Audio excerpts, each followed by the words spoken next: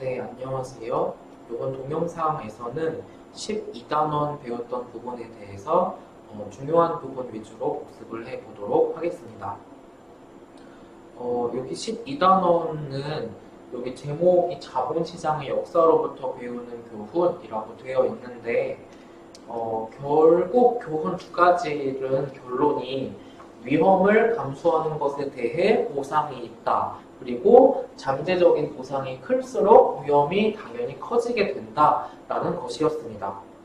이것을 더 요약을 하면 high risk, high return, low risk, low return이라는 것이었습니다.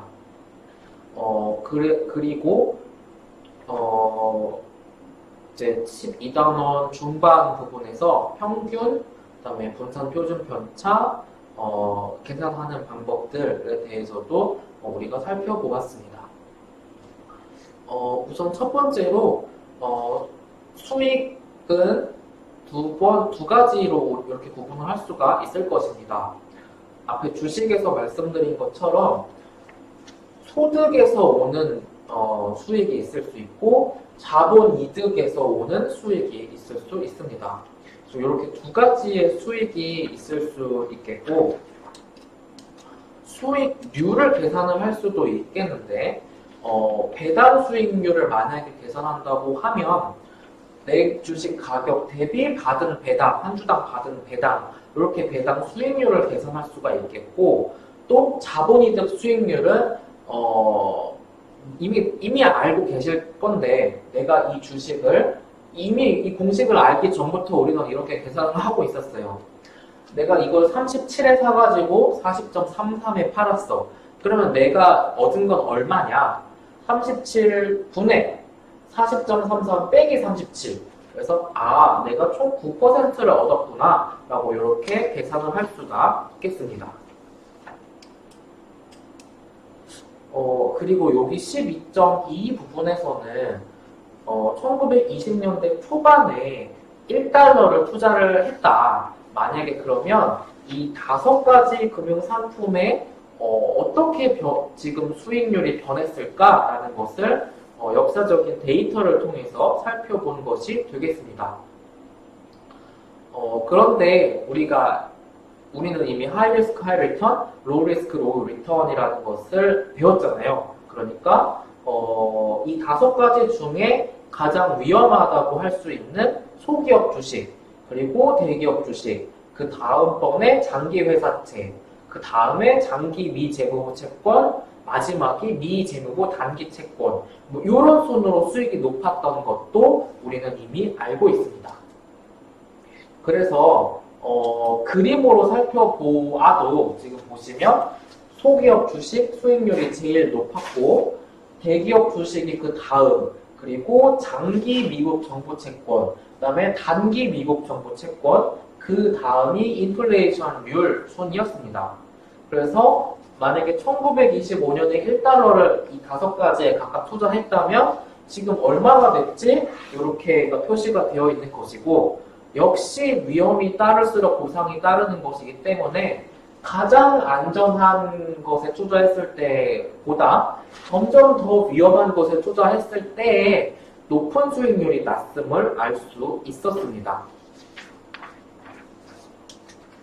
그리고 이러한 것을 각각 5가지 금융상품에 대해서 1925년부터 2015년까지 연도별 수익률을 표시를 해보면 이 그래프처럼 표시가 될 텐데요. 지금 보시면 I의 좌측에 있는 좌측의 숫자부터가 다릅니다. 단위부터가 다릅니다. 그래서 지금 보시면 중소기업 수익률은 여기 지금 최고가 150%, 그런데 대기업 주식은 한 60 정도, 그리고 이제 오른쪽에 나와 있는 장기 채권 같은 경우에도 한 40에서 50 사이, 그리고 미재무부 단기 채권은 한 14에서 16 사이. 그래서 역시 위험한 투자를 할수록 높은 수익률이 발생을 하는 것이구나 라는 것을 확인할 수가 있었습니다.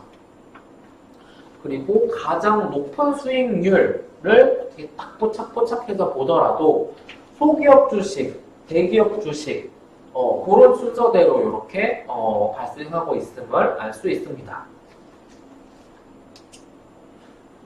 그리고 우리는 12.3으로 넘어와서 이렇게 평균 수익률 계산하는 방법에 대해서 살펴보았습니다. 그런데 뭐 이거를 우리는 지금 금융 경제에 대해서 평균 계산하는 방법을 살펴보고 있긴 하지만 이미 평균을 어떻게 계산하는지 다 알고 계시잖아요. 그래서 보시면 91년간의 수익률이 있다라고 하면 91년간의 수익률을 다 더하고 나누기 개수 91로 나누면 연평균 수익률은 12%였구나 라는 것을 이렇게 계산할 수 있겠습니다.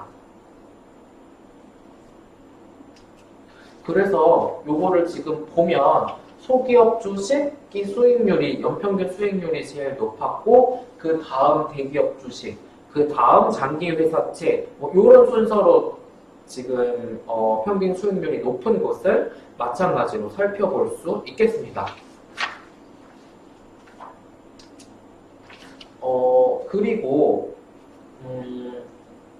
전 세계에서 가장 안전하다고 할 수 있는 미국 정부가 발행하는 채권 중에 단기 채권인 미 재무부 단기 채권의 수익률을 이제 무위험 수익률, 그러니까 가장 베이스가 되는 수익률이라고 보고 이제 거기에서 더 위험한 금융 상품으로 갈수록 더 위험하기 때문에 더 프리미엄, 그러니까 더 수익률을 얹혀주어야 한다라는 것입니다. 그래서 만약에 미 재무부 단기 채권에서 장기 채권으로 갈수록 더 위험하니까 더 수익률, 더 프리미엄을 더 줘야 되는 것이고 미국 정부 채권에서 다른 국가의 정부 채권으로 갈수록 아무래도 조금 더 위험하기 때문에 더 위험 프리미엄이 있을 수밖에 없고 또 정부 채권 대비 회사채는 더 위험하기 때문에 더 위험 프리미엄이 또 있을 수밖에 없겠습니다. 그래서 그러한 것이 위험 프리미엄이라고 말을 하는 것이고 리스크 테이킹을 하는 만큼 더 리턴을 얻을 가능성이 높아지는 것이기 때문에 그런 측면에서 이해를 하시면 되겠습니다.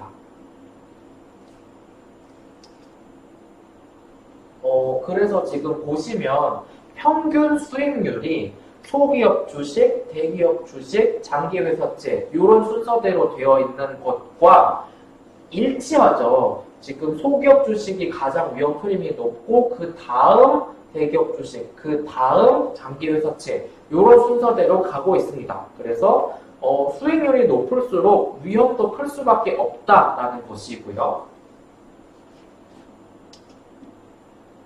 12.4에서는 이게 연도마다 뭐 일정하거나 아니면 동일하거나 그런 수익률이 날 수도 있지만 그렇지 않을 수도 있잖아요. 그래서 그러한 것, 그러니까 연도마다의 수익률이 이게 좀 일정하냐 그렇지 않냐 많이 퍼져 있냐를 보여주는 게 바로 변동성이라고 하는 거고 이 변동성의 대표적인 지표가 바로 표준 편차가 되겠습니다.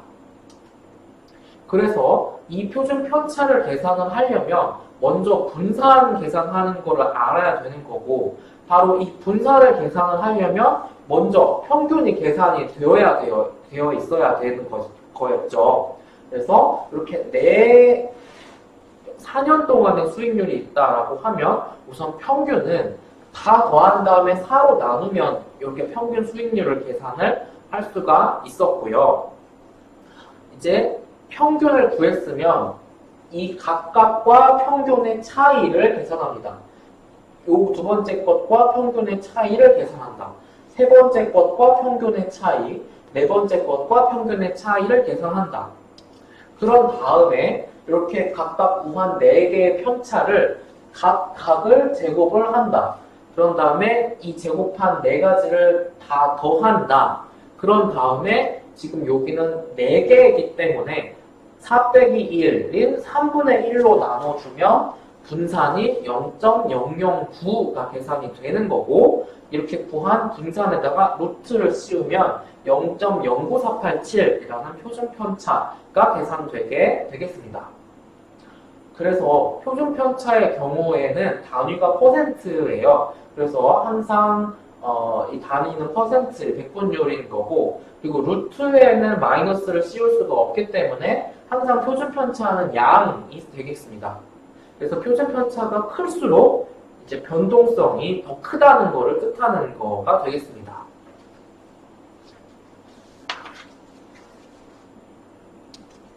그래서 여기 지금 12.4에서는 중요한 게 표준 편차를 계산해보는 거기 때문에 문제로 나올 확률이 많잖아요. 그쵸? 그래서 지금 보시면 예제 12.2에서 슈퍼테크 회사의 수익률과 하이퍼드라이브 회사의 수익률 4가지씩의 4년씩에 나와 있습니다.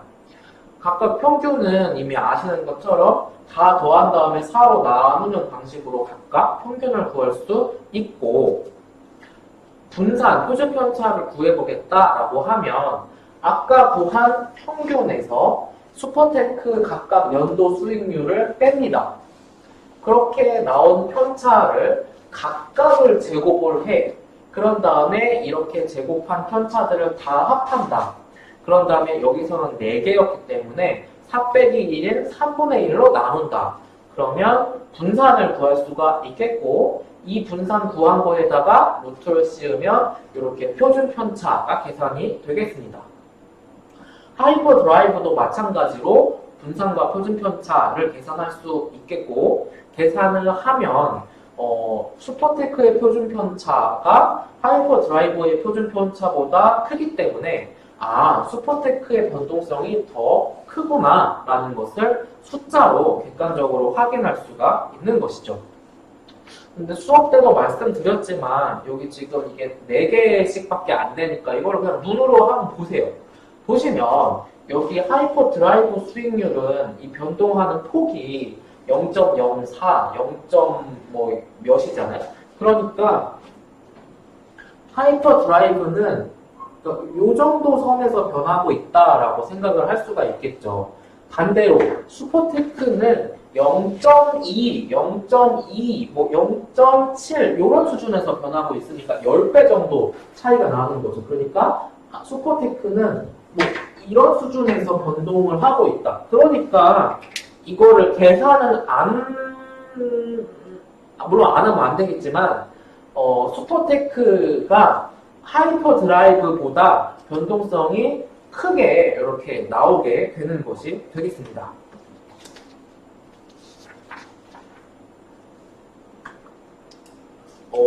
그리고 이제 이렇게 표준 편차 계산하는 것까지 우리가 알아봤으니까 앞에서 살펴보았던 이 5개 금융 상품을 각각 평균 수익률과 연평균 수익률과 표준 편차를 구해봤더니 마찬가지로 소기업 주식, 대기업 주식, 그 다음에 장기회사채, 그런 순서였다. 그런데 표준 편차도 소기업 주식, 대기업 주식, 장기회사채 요 순이었다. 그래서 결론 높은 위험을 내가 감수해야만이 내가 높은 수익을 얻을 수 있구나 라는 것을 다시 한번 요 그림에서 보여주고 있는 것입니다. 그리고 요 부분에서 살펴보는 정규 분포는 고등학교 때 우리가 이미 배웠던 부분이죠. 그래서 뭐냐면 신기하게도 세상에 많은 것들을 분포를 이렇게 다 찍어보면 이 중간 부분이 가장 많고 가장자리로 갈수록 분포가 적어지는 요 정규 분포의 모습을 하는 것들이 많더라라는 것입니다. 그리고 이렇게 정규 분포를 살펴보면 평균으로부터 플러스 마이너스 1 표준 편차 안에 이 분포가 3분의 2가 다 들어가고 플러스 마이너스 2 표준 편차에 95% 들어가고 플러스 마이너스 3 표준 편차까지 확장시키면 거의 99%의 분포가 다 그 안에 포함이 된다라는 것이 되겠습니다. 그리고 두 번째 교훈이 위험을 크게 테이킹을 해야 그에 대한 보상도 크다라는 것인데 그 대표적인 사례로 2008년, 9년 미국 금융위기 사례를 이야기해주고 있습니다. 우리 교과서 원서가 쓰인 지가 한 2, 3년 정도 됐어요. 그래서 이제 또 개정판이 이제 다음에 수강하시거나 다다음에 수강하시는 분들은 개정판으로 아마 들으실 것 같은데 뭐 확실하진 않지만 또 교과서가 개정이 될 때 혹시 코로나19 사태가 들어갈 수도 있어요. 그러니까 교과서는 계속 두꺼워질 수밖에 없으니까 절대 재수강을 한다는 생각을 하지 마시고 한 방에 끝내시기를 적극 추천합니다. 그래서 이 교과서가 쓰여지기 전 중에 그 중에 좀 컸던 이벤트 중에 하나인 미국 금융위기에 대해서 나타내주고 있습니다. 보시면 뭐 S&P 지수가 37%나 하락하고 뭐 어디는 뭐 50%가 넘게 빠지기도 했다. 그런데 이때 이렇게 많이 빠졌지만 뭐 다시 이제 회복을 하였다라는 것이 되겠습니다. 그래서 만약에 뭐 내가 천재적인 어떤 뭔가 감각이 있어서 금융위기 때 딱 투자를 했고 금융위기 회복하면서 딱 팔고 나왔다면 나는 정말 엄청난 수익을 얻을 수가 있었겠죠. 그러니까 위험을 감수한 만큼 그에 대해서 수익을 얻을 수가 있었겠죠. 그리고 여기 지금 보시는 것처럼 2008년 미국 주식시장인 S&P의 S&P 500 지수의 수익률을 살펴보면 거의 다 마이너스 수익률이 월 평균으로 다 났었어요. 물론 플러스 수익률이 난 달도 있지만 거의 없었고 다 마이너스 수익률이 발생했더라라는 것을 살펴볼 수 있겠습니다.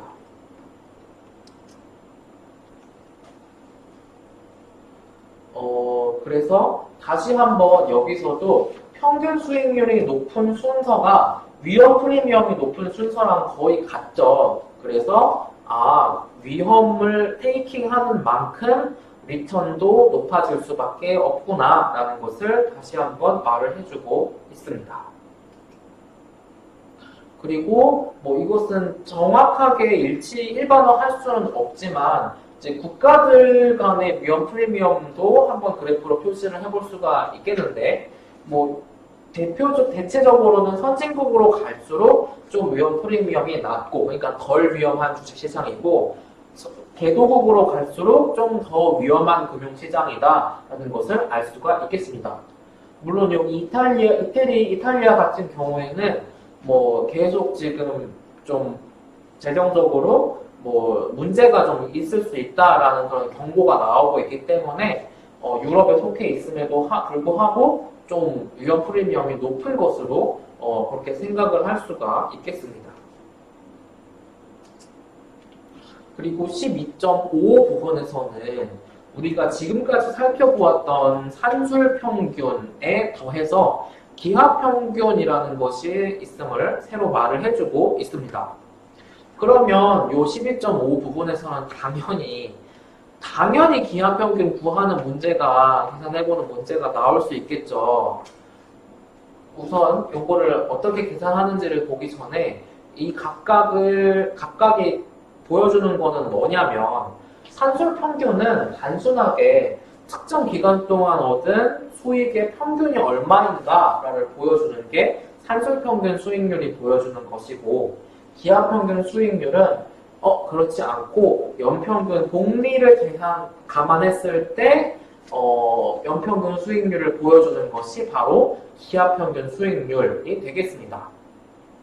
그래서 산술평균 계산하는 방법은 우리가 이미 알고 계시는 방법대로 계산을 하면 되고 기하평균을 계산을 하려고 할 때에는 이렇게 4가지 수익률이 있다라고 하면 각각의 1을 더한 다음에 이것을 이렇게 다 곱해. 그런 다음에 여기서 4개니까 4분의 1승을 했고 맨 처음에 1을 각각 더해주었기 때문에 마지막에 1을 빼주는 방식으로 기하평균을 계산할 수 있겠습니다. 그리고 기하평균과 산술평균을 계산을 해보면 여기서도 알 수 있듯이 기하평균 동일한 어떤 표본인데 기하 평균이 산술 평균보다 작게 계산이 됩니다. 이제 이렇게 계산되는 경우가 일반적이고, 이제 우리가 앞에서 살펴보았던 5가지 금융 상품에 대해서 산술 평균과 기하 평균을 각각 계산해 보더라도 지금 보시면 산술 평균이 항상 기하 평균보다 더 크게 계산됨을 알 수가 있는 것이죠. 그래서 여기 예제 12.4를 가지고 기하 평균을 계산해 보겠다라고 하면 이 수익률에 먼저 각각 1을 다 더하고 얘네들을 다 곱해. 그런 다음에 얘네가 5개니까 5분의 1승을 하고 맨 마지막에 1을 빼주는 방식으로 기하 평균을 계산할 수 있겠습니다. 다시 한번 산술 평균하고 기하 평균의 의미하는 게 어떻게 다르냐? 산술 평균은 특정한 해에 그래서 평균 얼마의 수익률을 얻었냐라고 하는 것을 보여주는 거고, 기하 평균 수익률은 연봉위로 계산했을 때 평균 얼마의 수익률을 얻었냐를 보여주는 게 기하 평균 수익률이 되겠습니다. 그런데 앞에서 보신 것처럼 대부분의 경우에 산술 평균이 기하 평균보다 더 크게 계산된다라는 것이죠. 그래서 이게 기간을 어느 정도에 대해서 계산하느냐에 따라서 산술 평균을 쓰는 게 적절할 수도 있고 기하 평균을 쓰는 게 적절할 수도 있고 이 두 개를 적절히 섞어 쓰는 게 적절할 수도 있다라는 것을 블룸이라는 사람이 주장을 한 것이 있습니다. 그래서 비교적 짧은 기간인 10년 정도를 살펴볼 때에는 산술 평균을 쓰는 게 맞고, 아주 먼 미래를 살펴볼 때에는, 아주 먼 기간을 살펴볼 때에는 기하 평균을 쓰는 게 적절하다. 그리고 그 중간인 20에서 30년 정도의 기간을 평균 계산하는 거면 산술 평균하고 기하 평균을 섞어서 쓰는 것이 적절하다라는 것을 이분이 주장을 한 것입니다. 그리고 이 블룸스 공식이라는 것이 교과서에서는 나와 있는데 공식의 중요성을 말씀을 드리자면 이제 그렇게 중요한 공식은 아니기 때문에 강의 노트에는 아예 표시하지 않았고 굳이 암기를 하시려고 스트레스 받지 않으셔도 되겠습니다. 그리고 마지막으로 여기 12.6 부분에서 이야기해주고 있는 것이 자본시장의 효율성 혹은 효율적 시장 가설이라는 부분입니다. 이 부분은 페이지 수는 얼마 안 되는데 좀 중요한 부분이었죠. 그래서 그 간단한 개념은 뭐였냐면 시장에 어떤 정보가 새로 나타나게 되면 그 정보를 바로 그 정보에 반응해서 대표적인 시장 정보 중에 하나인 주식 가격 같은 것이 바로 이렇게 즉각적으로 반응하게 되더라라는 것이 효율적 자본시장 가설이었습니다. 근데 이렇게 즉각적으로 반응을 할 수도 있겠지만 좀 이런 어떤 시장이 좀 덜 비효율적이라면 이렇게 천천히 반응하는 시장도 있을 수 있고요. 너무 시장이 뭔가 과열되어 있어. 투자자들이 뭔가 굉장히 막 투기를 하려고 해. 그러한 경우에는 이렇게 과도한 반응을 보일 수도 있겠습니다. 그래서 이러한 반응이 있을 수 있다라는 것을 알 수가 있겠고요.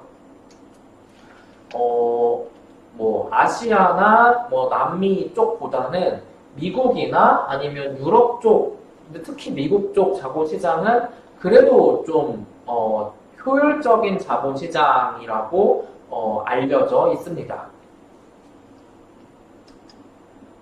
그리고 효율적 시장 가설은 이것을 그 정도에 따라서 강형, 중강형, 약형 효율성 이렇게 세 가지로 나눠볼 수가 있겠는데요. 강형 효율성은 이미 앞으로 나올 모든 미래의 정보까지 다 시장에 그 가격 정보에 다 반영이 되어 있다라고 하는 것이 바로 강형 효율성이 되겠습니다. 그리고 그렇지 않고 지금까지 나온 정보는 가격에 반영이 되어 있다라고 하는 것이 약형 효율성이 되겠고, 그 중간 정도의 입장을 갖는 것이 준강형 효율성이 되겠습니다. 실제 금융시장은 뭐 강형이나 약형이라고 보기보다는 준강형에 좀 더 가깝다라고 이야기를 하고요. 왜 그러냐면 이게 대표적으로 이게 법적으로 옳은지 틀린지를 떠나서 실제로 내부자 정보를 알고 있다면 더 이제 유리한 측면이 있죠. 거래를 할 때. 그렇기 때문에 준강형 효율성, 그러니까 모든 게 다 반영되어 있다고 보기는 조금 그렇고 하기 때문에 준강형이 실제 금융시장을 가장 가깝게 설명하고 있지 않나라는 입장이 그런 것이 되겠습니다. 네, 그래서 우리가 이렇게 12단원에서는 평균, 그다음에 분산 표준 편차를 계산하는 방법, 그리고 기하 평균을 계산하는 방법, 그리고 마지막에 이렇게 효율적 자본시장에 대한 개념, 이런 것들에 대해서 공부 중간고사를 준비하실 때 초점을 두셔서 준비를 하시면 되겠습니다. 그러면 이번 동영상에서는 여기까지 복습을 하도록 하겠습니다.